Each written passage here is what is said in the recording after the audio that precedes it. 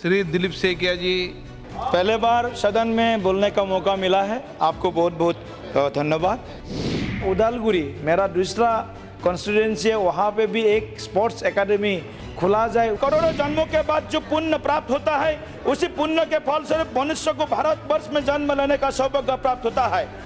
14 में और 2019 में 3 लाख का का बढ़ोतरी हुआ है। ये बहुत बड़ा गंभीर मामला है। इस विषय को भारत सरकार गंभीरता से ले और एक पॉपुलेशन पॉलिसी बनाई जाए।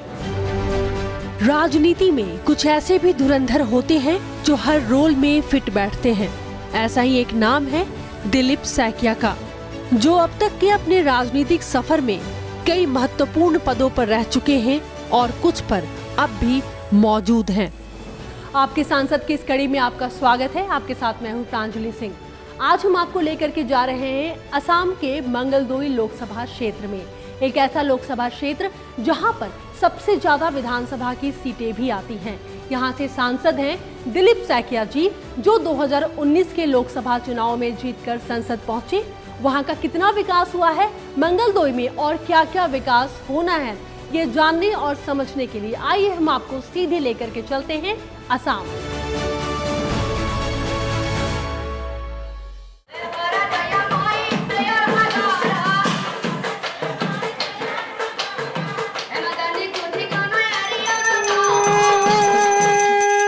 दिलीप सैकिया पहली बार सांसद के तौर पर असम के मंगलदोई से 2019 में निर्वाचित हुए। मंगलदोई लोकसभा सीट के अंतर्गत 10 विधानसभा सीटें आती हैं, जिनमें कमालपुर, रंगिया, नलबाड़ी, पानेरी, कलाईगांव, सिपाझार, दलगांव, मजबत, मंगलदोई और उदालगिरी शामिल है। मंगलदोई गुवाहाटी से ज़्यादा दूर नहीं है, लेकिन फिर भी वो अंडर डेवलपमेंट है, बहुत उसमें डेवलप करने का विषय है। मंगलदोई कॉन्स्टिट्यूएंसी में रेल का कनेक्टिविटी नहीं है। वो 2-3 बार उसमें प्रश्न उठाया और ये मंगलदोई समष्टि में रोड कनेक्टिविटी के लिए, रेल कनेक्टिविटी के लिए उन्हें 2-3 बार उन्हें विषय उठाया। –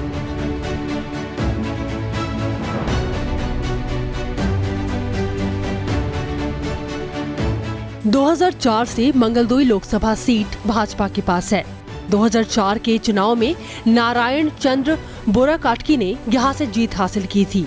2009 और 2014 में हुए चुनाव में भाजपा के रमन डेका को जीत मिली थी। 2019 के लोकसभा चुनाव में दिलीप सैकिया ने 7 लाख से अधिक वोट पाकर कांग्रेस के सीएम उम्मीदवार भुवनेश्वर कलिता को हराया था।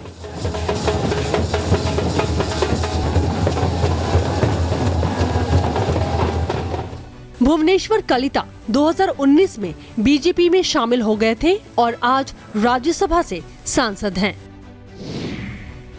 मंगलदोई लोकसभा क्षेत्र में कुछ समस्याएं ऐसी हैं जिन्हें जल्द से जल्द ठीक करना बेहद जरूरी है, लेकिन उन समस्याओं को कैसे ठीक किया जाए और कितना समय चाहिए, ये बताने के लिए हमारे साथ खुद मंगलदोई के सांसद दिलीप सैकिया जी मौजूद हैं। दिलीप जी, संसद टीवी में स्वागत है आपका। आपके सांसद में हम आपके कामों को पहुंचा रहे हैं कि आपने अपने लोकसभा क्षेत्र में क्या क्या काम किया है। कोरोना ने वहां के विकास को बहुत थाम करके रखा और पहला आपका ये टेन्योर 2019 में आप चुन करके आए। क्या संभालना थोड़ा मुश्किल हो रहा है? देखिए, 19 में जब मैं चुन के आया मंगलदोई लोकसभा चुनाव क्षेत्र से, करीब 1,40,000 वोटों से मैं जीत के आया। उसके बाद जब कॉन्स्टिट्यूएंसी में लोगों से ऐसे भी पहले से भी कुछ पता था समस्याओं के बारे में, तो जीत के आने के बाद कुछ देश के लिए, पूरे विश्व के लिए जो कोरोना का संकट आया है, उसमें हम लोगों ने भी काफ़ी मुसीबत का सामना करना पड़ा हम लोगों को भी। लेकिन देश के यशस्वी प्रधानमंत्री नरेंद्र मोदी जी के कुशल नेतृत्व में कोरोना को हराने के लिए उनके नेतृत्व में जो भी सफल प्रयोग हुआ है, उस कारण असम ऐसे भी इस कोरोना महामारी को रोकने के लिए फेज़ 1 में असम पहले भी नंबर 1 में रहे हैं।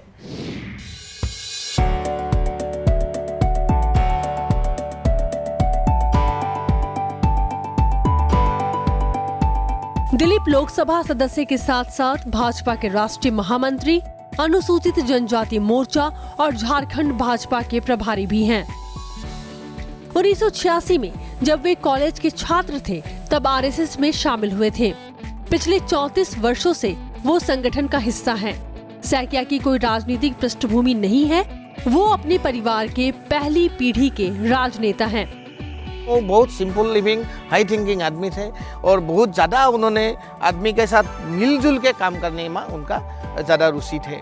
उनका परिवार, घर का परिवार बहुत फाइनेंशियली इतना साउंड नहीं थे। पिताजी स्कूल का एक टीचर थे। आपको बस हम याद दिला दें कि 2019 में असम में CAA विरोधी आंदोलन के कारण एक मजबूत विरोधी लहर के बावजूद दिलीप सैकिया को उत्साही जनादेश मिला था। कहा जाता है कि लोगों के साथ उनका जुड़ाव, कड़ी मेहनत, विकास योजनाओं को आगे बढ़ाने के दृढ़ संकल्प और अपने पार्टी कार्यकर्ताओं के साथ उनका अपनापन ही आगे लेकर उन्हें जा रहा है।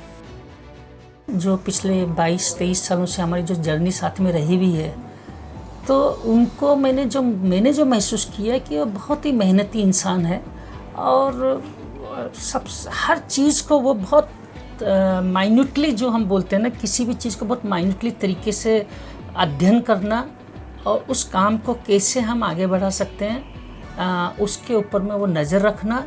तो उनकी सबसे बड़ी जो क्वालिटी मेरे को लगी, 2 क्वालिटी मैं कहना चाहूँगा। एक, उनके नज़र में मैंने कभी भी ये नहीं देखा कि ये मेरा छोटा काम है मैं नहीं करूँगा, ये बड़ा काम है मैं करूँगा। एक तो उनको मैंने ये कभी नहीं देखा।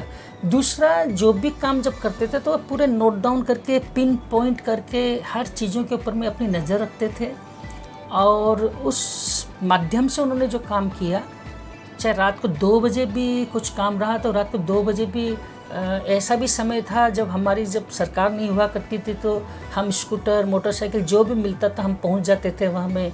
तो उनको भी मैंने देखा रात को 2 बजे भी किसी भी मोटरसाइकिल किसी के साथ बैठ के चले जाते थे और काम को बहुत माइन्यूटली वो देखते हैं। दिलीप सैकिया ने लोकसभा सांसद बनने के बाद जनसंपर्क की भावना और गति को अधिक संगठित तरीके से बनाए रखना पसंद किया। एक नेता के लिए कई सौ किलोमीटर के क्षेत्र से घिरी जनता की उम्मीदों पर खरा उतरना आसान नहीं है, जिनमें से अधिकांश दूर दराज के गांव हैं।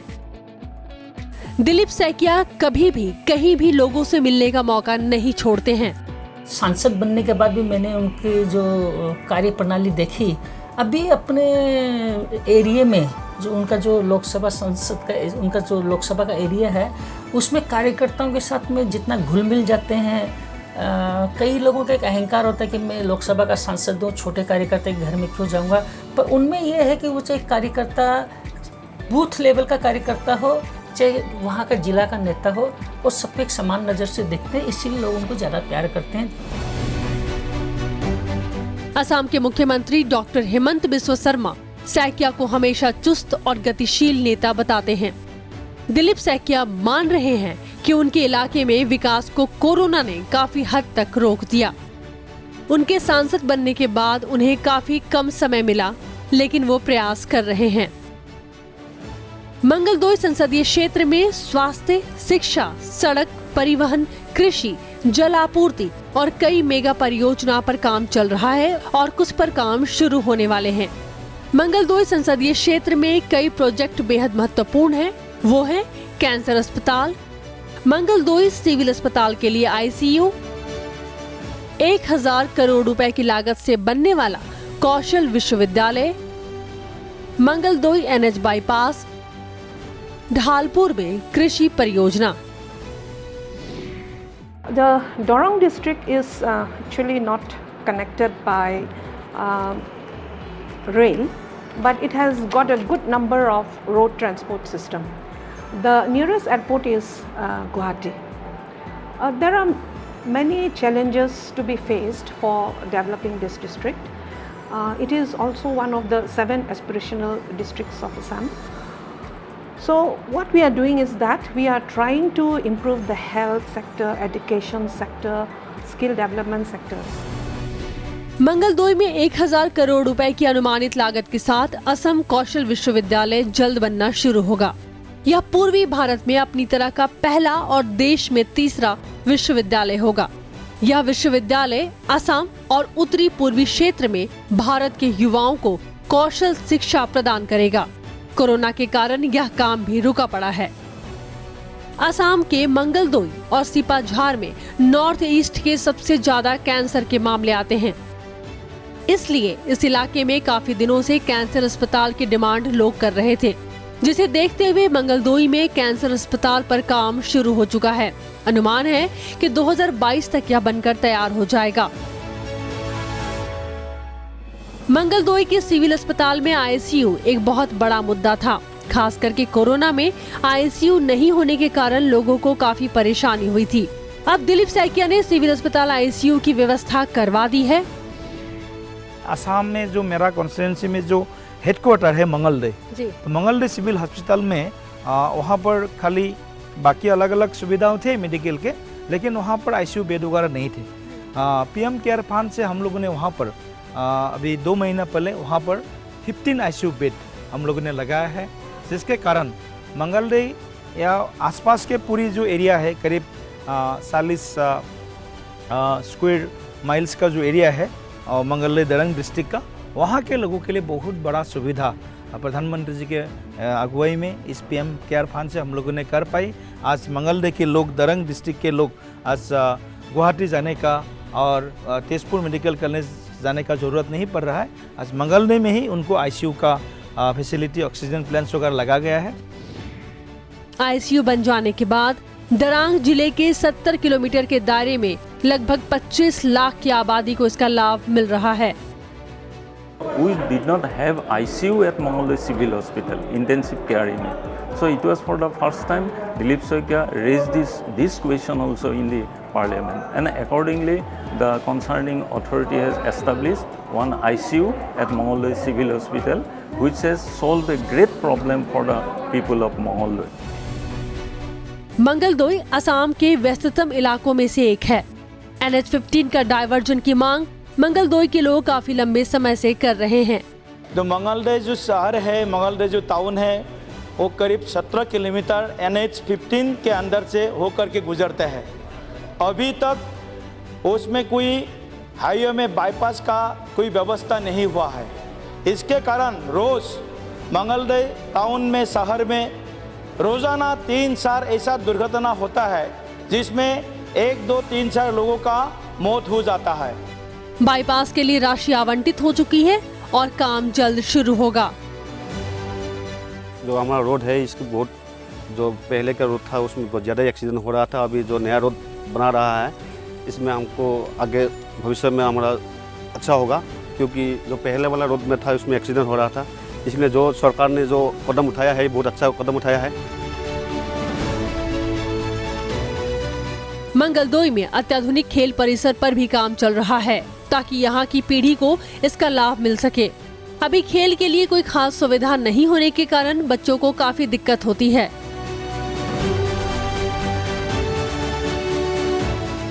अभी हम लोग का मंगलदोई में स्पोर्ट्स के लिए इंफ्रास्ट्रक्चर नया स्टेडियम बना रहा है, और सोनाली पाम में उसमें फुटबॉल ग्राउंड होगा। और इस स्टेडियम में अभी हम लोग का जो मंगलदोई क्रीड़ा संस्था का सभापति गुरुटी दास MLA और सांसद दिलीप सैकिया ने बहुत कष्ट किया है इस स्टेडियम के लिए। इसके अलावा रेलवे एक और सबसे बड़ी मांग है इस इलाके के लिए, जिस पर पहले दिन से ही दिलीप सैकिया संसद में मुखर हैं। दिलीप जी, रेलवे एक बहुत बड़ा मुद्दा है आपके लोकसभा क्षेत्र में। आपने रेलवे का मुद्दा कई बार उठाया है, सुनवाई हुई है, आगे कुछ प्रोसेस स्टार्ट हुआ है? जी, ये तो बहुत बड़ा, बहुत एक युगों का एक ये है, दशकों का एक डिमांड है दरंग डिस्ट्रिक्ट को रेल मैप में शामिल करना। तो अभी तक वहाँ का जो रेल मैप में दरंग डिस्ट्रिक्ट नहीं है। तो मेरा चुनाव के पहले भी मैंने लोगों से बात किया था, लोगों को बोला था मैं ज़रूर कोशिश करूँगा इस रेल को दरंग डिस्ट्रिक्ट के मैप में लाने के लिए। मैंने सुन के आने के बाद तुरंत मैंने संसद में विषय उठाया है, मैंने रेल मंत्री जी को मैंने विषय रखा है, और मेरे विषय रखने के बाद वहाँ पे सर्वे वगैरह भी कंप्लीट हुआ है। मेरे कॉन्स्टिट्यूंसी मंगलदोई 2014 में और 2019 में 3 लाख का का बढ़ोतरी हुआ है। ये बहुत बड़ा गंभीर मामला है। इस विषय को भारत सरकार गंभीरता से ले और तुरंत एक जनसंख्या का नीति बना करके एक पॉपुलेशन पॉलिसी बनाई जाए। काम और विकास के बीच घुसपैठ असम के लिए दशकों पुराना वो मुद्दा है जिसकी आग आए दिन यहाँ लगती रहती है। वोट और घुसपैठ के बीच फंसे असम की कहानी अब जमीन जंगल नहीं बल्कि पहचान बचाने की लड़ाई है। अपने कार्यकाल में और उससे पहले भी दिलीप सैकिया इस मुद्दे को काफी गंभीरता से लेते आए हैं। दरंग जिला जो कि दिलीप सैकिया का क्षेत्र है, यहाँ घुसपैठ एक बड़ी समस्या है। जहाँ से असम का जो फॉरेनर्स जो इशू है, इन्फिल्ट्रेटर्स का जो इशू है, जहाँ से शुरू हुआ था 79 में ये बांग्लादेशी घुसपैठियों के खिलाफ जो असम में 6 साल का बड़ी लंबी जो लड़ाई, जो एक मूवमेंट शुरू हुआ, वो उनका केंद्र बिंदु मंगलडे रहा। तो वहाँ से इस कॉन्स्टिट्यूएंसी जो है, एक तो घुसपैठियों का एक बहुत बड़ा एक अड्डा बना है। हमारा एक जो दलगांव कॉन्स्टिट्यूएंसी है, एक सिपाजार है और कुछ एरिया में आसपास के वहाँ पर घुसपैठियों का बड़ा कब्जा हो गया ज़मीन का। गवर्नमेंट ज़मीन से लेकर के ये एक बड़ा चुनौती हमारे सामने है। दिलीप सैकिया संसद सत्र के दौरान अब तक 19 डिबेट में भाग ले चुके हैं। प्रश्नकाल के दौरान 145 प्रश्न पूछ चुके हैं, जिसमें ज्यादातर मुद्दे जनता और उनके संसदीय क्षेत्र से जुड़े हुए हैं। आदर्श ग्राम परियोजना के तहत नवंबर 2020 में सांसद दिलीप सैकिया ने बोरसात्रा गांव को गोद लिया था, जो कि मंगलदोई पश्चिम विकास खंड के अंतर्गत आता है। गांव में कुल 450 परिवार हैं। अधिकांश परिवार कृषि और मत्स्य पालन पर निर्भर है। आदर्श ग्राम में सामुदायिक हॉल का निर्माण, पेयजल आपूर्ति योजना जैसी कई सामुदायिक स्तर की योजनाएं वर्तमान में प्रगति पर हैं, पर काफी काम होना अभी बाकी है। Fame India Asia post best parliament ने एक सर्वे के बाद कई श्रेणियों में 17वीं लोकसभा में कुल 543 सांसदों में से चयनित 25 सर्वश्रेष्ठ सांसदों में दिलीप सैकिया को सर्वश्रेष्ठ सक्रिय सांसद के रूप में नामित किया था। अपने काम को लेकर सैकिया हमेशा चर्चा में रहते हैं। दिलीप जी, काफी वक्त तक आप संगठन का हिस्सा रहे और काफी सोच विचार करके आप राजनीति में आए। कभी लगता है ऐसा डर कि अगर आगे मौका नहीं मिलेगा तो फिर क्या? पद और प्रतिष्ठा से बढ़कर के जिम्मेदारी होती है, तो मैं जिम्मेदारी निभा रहा हूँ। पार्टी के जो भी निर्देश पार्टी में आया है मेरे ऊपर, मैं युवा मोर्चा के प्रदेश अध्यक्ष रहा, पार्टी के प्रदेश के आसाम के 2 टर्म्स में प्रदेश के मंत्री रहा, बाद में प्रदेश के प्रवक्ता रहा, बाद में प्रदेश के महामंत्री रहा, बाद में मेरे को लोकसभा का चुनाव लड़ा है पार्टी ने। तो इसलिए मैं पार्टी के ऊपर पूरा मेरा विश्वास है। पार्टी जो भी सोचेंगे तो देश और संगठन और समाज के हित को ही देखते हुए पार्टी सही फैसला करेंगे। और पार्टी जो भी निर्णय लेता है, मैं परम आनंद से उस निर्णय को मैं ग्रहण करने वाला हूँ।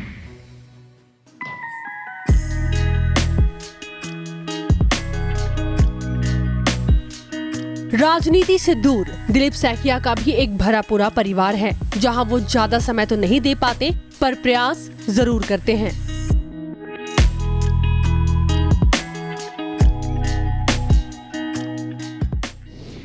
बहुत कुछ मैनेज कर रहे हैं, परिवार को समय मिल रहा है। 2 बच्चे हैं, मैडम हैं, उनसे भी हमने बात की है। कैसे समय निकाल पाते हैं सबके लिए? नहीं, थोड़ा सा मैनेजमेंट का विषय होता है, थोड़ा सा मैनेज कर लेता हूँ, लेकिन जितना समय परिवार को देना चाहिए उतना समय तो सही में नहीं दे पाता हूँ। फिर भी परिवार के हमारे 4 भाई हैं, एक साथ हम रहता हूँ, एक ही परिवार है हमारा, एक साथ रहता हूँ, इसलिए मेरा थोड़ा तकलीफें कम होती है। बाहर भी रहता हो तो लोग संभाल लेते हैं परिवार को, तो इसीलिए मतलब समस्या तो है सामने, तो समस्याओं को डर के भागना नहीं है, समस्या को सामना करके हमको आगे बढ़ना है, तो वही है।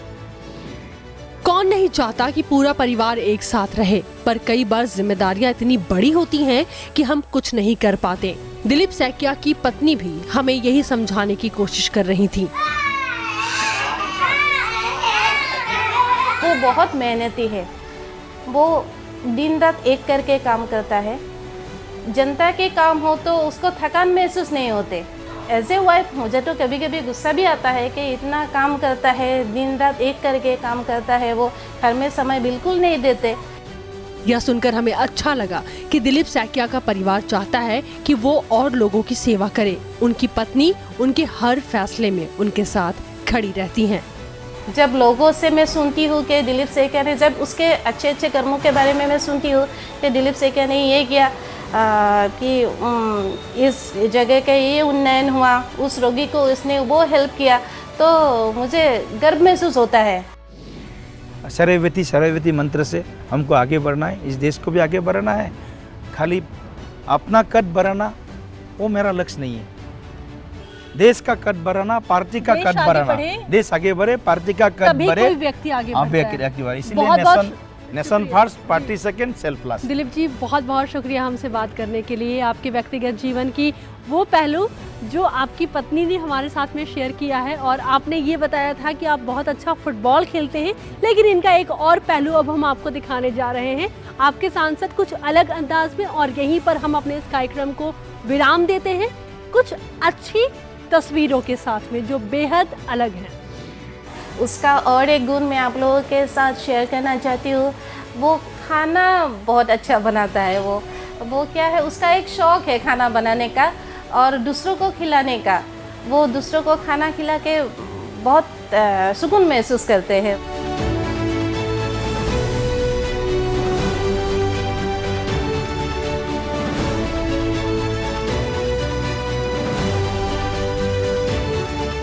खाना बनाना मेरा हॉबी है। हॉबी मतलब खाना बनाने में मैं रुचि रखता हूँ, और खाना खुद भी खाना अच्छे बना करके खाता भी हूँ, खिलाता भी हूँ, दोनों है। तो आज हमने सुबह का ब्रेकफास्ट आज बनाया है। इसमें आज एक ड्राई मिक्स वेज है, कुछ सब मिला करके एक ड्राई मिक्स वेज हमने बनाया है। और सुबह के नाश्ता के लिए बच्चे लोग पूरा तैयार है, पूरा हल्ला शुरू हो गया है। अभी उन लोग के लिए हम सब्जी तो मोटा-मोटी हो गया है, अभी उनके लिए एक पूरी का एक व्यवस्था कर रहा हूँ। तो पूरी हम बना रहे हैं। ये देखिए, ये पूरी उनको खिलाएंगे। इतना सुंदर हो गया पूरी। तो ऐसे पूरी अगर किसी को टेबल में देता है तो सबका जीभ में पानी आ जाएगा। इसके साथ थोड़ा ड्राई सब्जी